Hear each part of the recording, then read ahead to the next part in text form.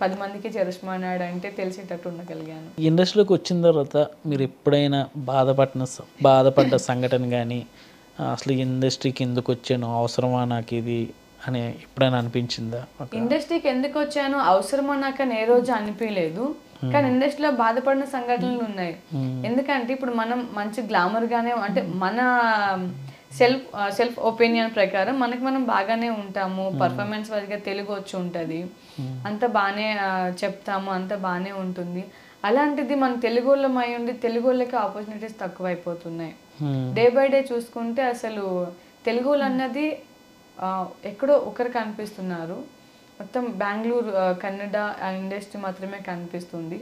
నేను ఇది చెప్పడం వల్ల కూడా ఇలా అనబట్టి కూడా నాకు ఆపర్చునిటీ తగ్గాయని అనుకుంటాను నేను. ఎందుకంటే కన్నడ వాళ్ళని ఏమైనా ఉంటే కన్నడ వాళ్ళని తీసుకొస్తున్నారు అని అంటుంటే వాళ్ళు ఏం చేస్తున్నారంటే ఈ అమ్మాయి ఉంటే మేము చేయము, మమ్మల్ని ఇలా అంటుంది, మేమంటే ఆమెకు పడదు అని కాదు, మీరు రండి వర్క్ చేసుకోండి. ఇప్పుడు మేము కూడా మా సాఫ్ట్వేర్స్ చాలా మంది బెంగళూరులో పోయి వర్క్ చేస్తున్నారు. మన తెలుగు వాళ్ళు కానీ మన ఆంధ్రప్రదేశ్, తెలంగాణలో చాలా మంది బెంగళూరులో వర్క్ చేస్తున్నారు సాఫ్ట్వేర్ జాబ్. నేను కాదనట్లేదు. నేనేమంటానంటే తెలుగు ఇండస్ట్రీలో ఒక హీరోయిన్ని ఛానల్ వాళ్ళు ప్రొవైడ్ చేస్తున్నారు, ఇంకా కంపల్సరీ డిమాండెడ్గా పెట్టుకుంటున్నారు అనుకుంటే ఓకే.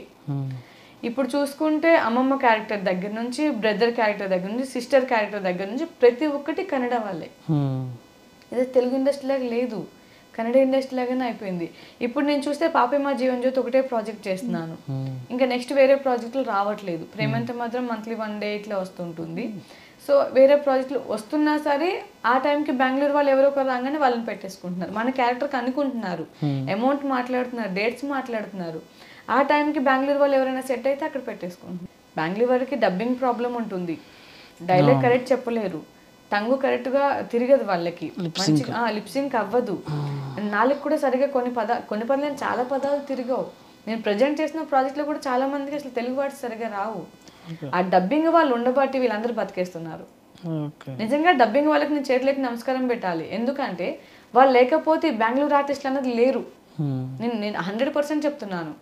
వీళ్ళు ఈ రోజు వరకు ఒక్క ప్రాజెక్ట్ అని డబ్బింగ్ చెప్పట్లేదు.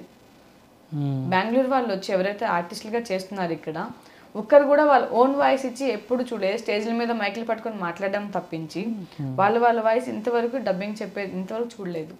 ఆ డబ్బింగ్ యాక్టర్స్ ఉండబట్టే, అండ్ మేకప్ ఆర్టిస్టులు, డబ్బింగ్ ఆర్టిస్టులు, మన టెక్నీషియన్స్ ఇంతమంది ఉండబట్టే వాళ్ళు ఇక్కడ బతకగలుగుతున్నారు. 100% అది.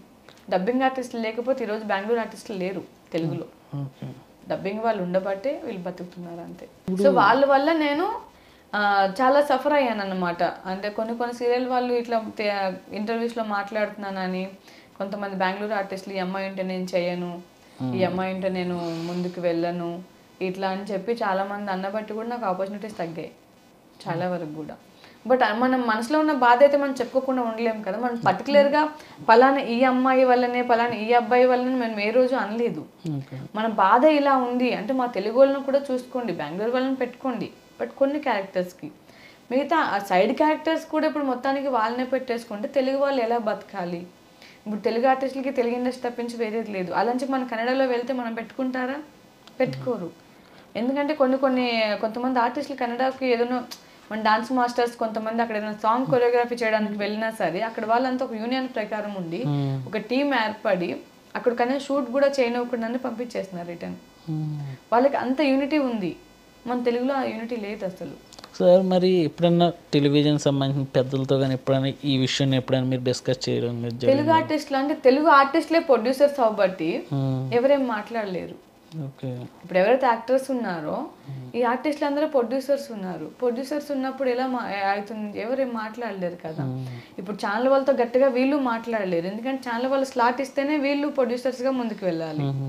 సో వీళ్ళు గట్టిగా మాట్లాడితే ఛానల్ వాళ్ళు స్లాట్స్ ఇవ్వరు. ఫైనల్ డెసిషన్ వచ్చేసి ఛానల్ వాళ్ళదేనా?